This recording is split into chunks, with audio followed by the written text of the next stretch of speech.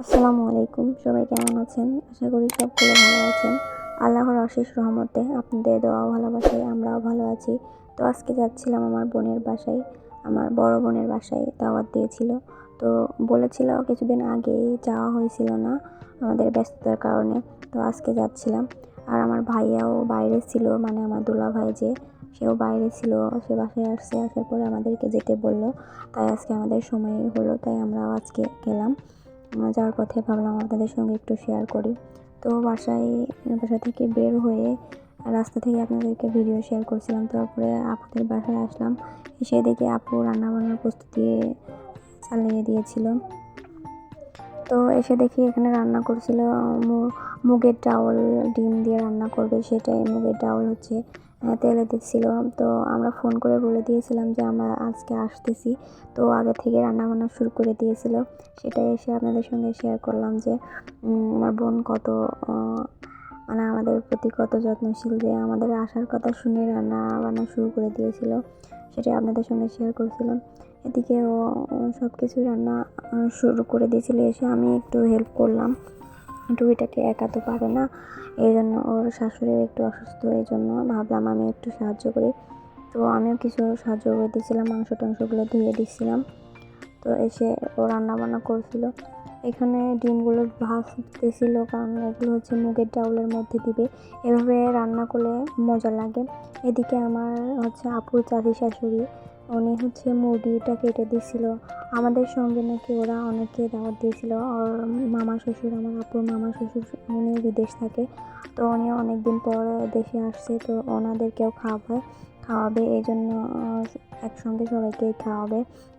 এই জন্য মুরগি আনছিল, গরুর মাংস আনছিল, খাসির মাংস আনছিল, অনেক কিছু আয়োজন করেছিল। তো সেটা আপনাদের সঙ্গে শেয়ার করছিলাম। এখানে আমার মা ওই মুরগিটা কেটে নিচ্ছিল। আমাদের এদিকে বোনের শাশুড়ি বা চাচি শাশুড়ি যেই হোক না কেন, তাকে সবাই মাওয়াই বলে। আপনাদের কোন জেলায় কে কী বলে আমাদেরকে জানাবেন। এখানে হচ্ছে খাসির মাংস আনছিল 1.5 কেজি মনে হয়, আমি শিওর জানি না।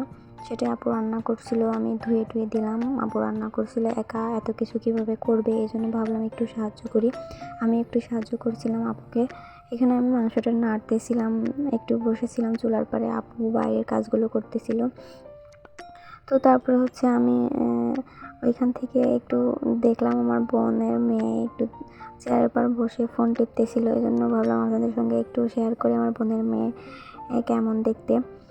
তো ওকে একটু দেখলাম। তারপরে আপু বললো এই মাংসগুলো একটু কেটে দিতে। এগুলো হচ্ছে গরুর মাংস এনেছিল হচ্ছে 3.5 কিলো প্রায়, অনেককে দাওয়াত দিয়েছিল, তো এই জন্য আমি এগুলো একটু বড় বড় পিস ছিল।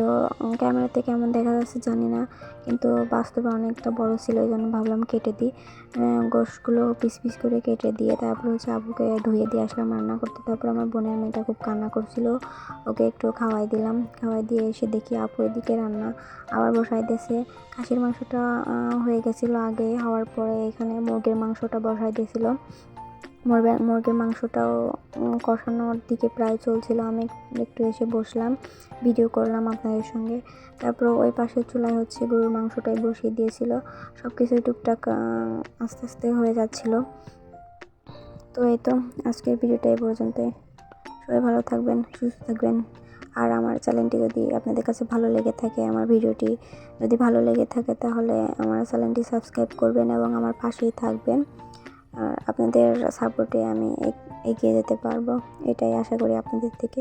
সবাই ভালো থাকবেন, সুস্থ থাকবেন। আল্লাহ হাফেজ।